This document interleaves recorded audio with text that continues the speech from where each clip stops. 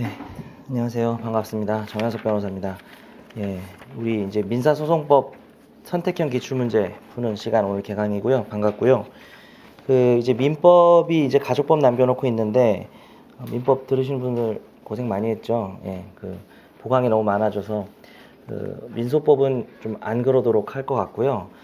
우리가 민법 기출문제는 사시 기출문제가 많이 추가되면서 뭐 힘들었지만 좀 유익했다고 저 혼자 그렇게 평가하고 있습니다. 들으신 분들도 그렇게 생각하셨으면 좋겠고, 특히 그 사시 문제가 출제된 것도 문제지만 그것도 좀 우리에게 의미가 있었지만 기본 강의가 아닌데 자꾸 기본 법리에 대한 설명을 해드리고 싶은 욕심이 나서 기본 법리도 설명하고 문제도 거의 다 봤어요. 중복되는 거 몇 개 빼고는 그러나고 뭐 하는 사람이나 특히 듣는 분들이 좀 고생이 많았는데 그렇게까지 한 이유는 그 민법 기출문제 강의를 할 때 좀 OT를 좀 길게 했었는데 뭐 오늘은 그렇게 길게 할 건 아니지만 짧게 말씀드리자면 특히 민법 같은 경우는 기본기가 되어 있으면 객관식에서 절반은 그냥 먹고 들어가는 거고 좀 자기가 반복을 해서 스킬을 좀 익히면은 속도가 좀 빨라지는 거고 거기다가 약간 얹어야 되는 게 객관식에만 나오는 좀 찌질한 맨날 찌질하대 짜잘한 근데 결국 찌질해요. 그 짜잘한 판례들을 조금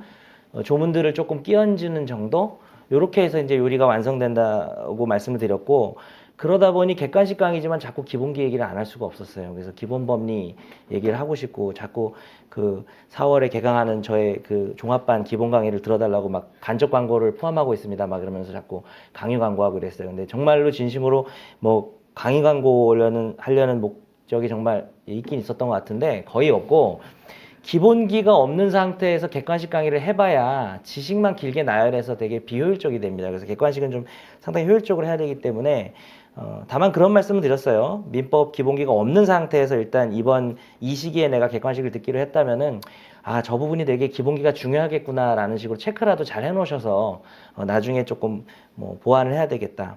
특히 뭐 사람이 보통 자기가 전체 단원에서 몇 개의 단원은 기본기가 아예 없을 수도 있고 몇 개 단원은 상당히 잘 해놨을 수 이렇잖아요. 그런 걸 좀 체크해 보시라는 말씀을 드렸었어요. 민법 시작할 때. 민사소송법도 비슷하긴 한데 상당히 수월한 측면이 있습니다. 왜냐하면 민사소송법을 어려워하는 분들은 공부를 별로 안 해서 그래요. 정말 제가 그렇게 생각합니다. 민법은 공부를 해도 너무 어려워요. 과목이 너무 어려워서 정말 잘해야 되고 지혜롭게 해야 되고 반복해야 되고 이래야 되지만 민사소송법은 뭐 전혀 요령을 못 찾고 공부를 하는 그런 예외적인 경우가 아닌 한 공부를 열심히 하면 사실 어려운 과목이 아니에요. 그런데 시간을 거기다 투자하기가 힘들죠. 우리가 과목이 많잖아요. 그래서 그 학문적 수준을 놓고 보자면 자 민법이란 과목이 이런 거야. 시험은 이렇게 출제돼. 민사소송법이란 과목이 이런 거야. 시험은 이렇게 출제돼라고 했을 때 요 루트만 비교해 보면 민사소송법은 상당히 쉽게 출제되고 있단 말이에요. 근데 우리가 공부의 깊이가 깊어서 문제가 막 너무 극강 난이도라서가 아니라 좀 약간 공부의 양이 부족해서 지식이 좀 부족한 측면이 많고 민법은 기본기나 논리적 이해가 부족해서 이렇게 뭡니까 점수 차이가 나는 경우가 많죠. 그래서 민사소송법 객관식 강의는 민법 객관식 강의하고는 좀 다르게 할 거예요. 기본 뭐 저의 강사로서의 스타일은 비슷하겠지만 중요한 지문들을 챙겨보고 자꾸 법조문을 좀 읽어보고 이 책은 이제 제 이름이 앞에 없는데 제가 뭐 이렇게 보면은 장점이 조문이 박스 처리가 잘 돼 있어요. 그래서 그러나 단점은 개정 조문이 몇 개 구조문으로 되어 있다는 것이죠. 지금 2017년이 됐는데 그래서 그런 부분들은 제가 다 언급을 해드릴 테니까 저랑 차근차근 좀 보면서 조문을 좀 이 자리에서 보는 것도 저는 의미가 있다고 생각해요. 왜냐하면 조문 잘 안 보잖아요, 다들 그죠? 민법 조문도 안 보는데 민법 조문을 열심히 읽는 것은 민법 시험을 잘 보기 위한 한 30% 정도의 비중이 있다면 민소법은 거의 뭐 한 50% 이상의 비중이 있는 거거든요. 그래서 조문만 잘 봐도 되게 중요한 공부입니다. 그래서 물론 이 중에서도 논리가 있고 어렵고 깊이가 있는 지문이 있을 거예요. 그런 거는 설명을 제가 해야 되겠죠.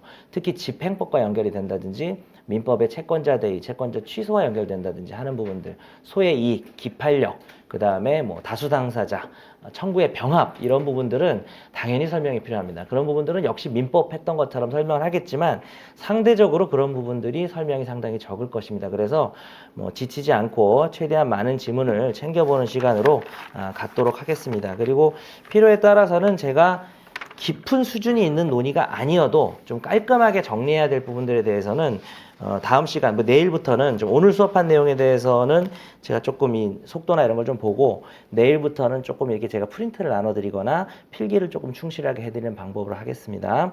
자, 일단 오늘 그럼 수업 바로 들어갈게요. 특별히 뭐 OT로 자를 필요는 없을 것 같고 OT는 여기까지인데 바로 들어가겠습니다.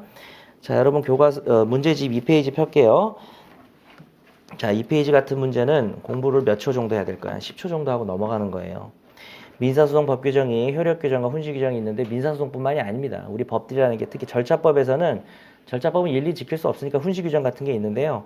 효력 규정은 정말 센 거, 위반하면 무효가 되는 강행 규정과 임의 규정이 있는데 3번 지문 조금 그냥 기억만 해둡시다. 민사소송법에서와 민법상의 임의 규정의 뜻은 좀 다릅니다. 그래서 민사소송법에서는 오른쪽에 해설 볼까요? 임의 규정이라 하더라도 소송 절차를 변경하는 것이 허용된다는 뜻은 아닙니다. 뭐 그런 정도. 그 이상 공부할 필요 없습니다. 4번은 당연히 아시죠? 신의칙이 적용되기 때문에 판례들 좀 볼 필요가 있고요. 판결 선고 기간, 예, 아무도 안 지켜요. 죽겠어요. 그죠? 판사들이 뭐 지키겠습니까? 업무가 너무 많아서 지키지도 못합니다. 자, 소송의 주체로 넘어가서 이제 본격적인 내용인데요. 자, 우리가 법원에 대해서 제척 기피 회피가 먼저 나오고 그다음 관할이 나오고 있습니다. 자, 제척 기피 회피, 예, 나름 중요합니다. 뭐 A급 주제는 아니어도 충분히 출제 가능하고 출제되고 있습니다. 일단 1번 지문 빈출 판례예요. 그냥 외워야 됩니다. 처음 보시는 분들 반성하고 외워야 돼요. 법관은 전심에서 변론과 증거 조사하고 이런 게 중요한 게 아닙니다. 뭘 외워야죠? 키워드 최종 변론, 판결 합의 관여해야만 제척이 되는 겁니다. 우리 판례의 확고한 태도고요. 오른쪽 해설 한번 볼까요? 관련 판례의 셋째 줄, 넷째 줄, 최종 변론, 전의 변론이나 증거 조사나 기일 지정이나 소송 지휘상의 재판 이런 거 다 아닙니다. 이거는 제척되지 않아요. 이건 정말 자주 나오는 거예요. 모르면 안 돼요. 그 다음에 2번. 2번은 별건 아닙니다. 조문이 있어요. 그냥 43조 2항인데요. 그냥 해설 읽고 넘어가겠습니다. 이렇게 1차원적인 지문은 차라리 조문을 한번 보는 게 나을 것 같아요. 43조 2항 당사자가 법관을 기피할 이유가 있다는 걸 알면서도 본안에 관해서 변론, 그 다음 변론 준비기일의 진술, 이때는 기피 시청을 못합니다. 우리가 민소법을 공부하다 보면 본안에서 변론을 했다거나 변론 준비 절차에서 진술을 한 경우에 뭐 각종 뭐 권리가 소멸하거나 이런 경우들이 있습니다. 한 4가지 정도 되는데요. 나중에 한 2-3개 나왔을 때 제가 총 정리해드리겠습니다. 변론 관할도 대표적으로 그런 거죠, 그죠? 변론 관할도 네가 이미 변론을 했기 때문에 끝났다라는 겁니다. 실제 기피를 이유로 기피를 받아주는 경우가 없어요. 실무에서 없습니다. 야, 이 사람아, 뭐 이런 거 같은 거, 그런 말 했다고 해서 기분 나쁘다면 기피하는 그런 이상한 판결도 있죠. 교과서에. 자, 그 다음에 3번.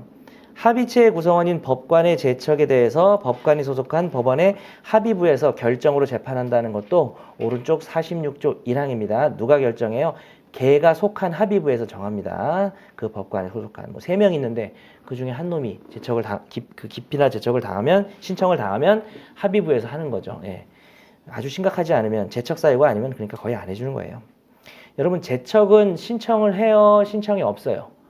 제척도 신청이에요. 46조 1항 같은 것만 봐봐요. 제척 또는 기피 신청 이렇게 조문이 돼 있다고 해서 제척은 제척이고 기피는 기피 신청 아니에요. 신청은 둘 다 걸리는 거예요. 엄연히 제척도 신청 절차가 있습니다. 똑같아요. 4번 법관의 제척 또는 기피의 주장이 있으면 원칙적으로 주장에 관한 결정이 확정될 때까지 소송 절차 정지한다. 가장 중요한 조문이에요. 오른쪽 48조 읽어보겠습니다. 법원은 제척도 마찬가지예요. 또 강조합니다. 맨날 기피만 나오는 게 아닙니다. 제척, 기피, 신청이 있다면 재판 확정될 때까지, 그러니까 이 판결 확정만 하는 거 아니죠. 이거 들어온 거 확정될 때까지 소송 절차 안 하는 게 원칙이고요. 다만 뭘 할 수가 있어요? 선급각. 요즘 각이란 말이 많이 유행하던데. 네. 비용 선급각이다. 내가 비용을 빨리 먼저 내야 될 것 같은 분위기다 보니 선급각 뭐예요? 선고는 할 수 있어요. 긴급을 요하는 행위도 할 수 있어요. 그 다음에 각하는 할 수 있어요가 아니고 각하가 되어버렸다면, 아까 그 신청이 각하가 되었다면, 각하된 경우에 여러분, 각하가 됐다면 이제 그냥 할 수 있는 것이죠. 그런데 그와 관련해서 5번이 가장 중요한 판례가 됩니다. 항소심에서 기피 신청이 있는데도 불구하고 지문 읽어볼게요. 지문.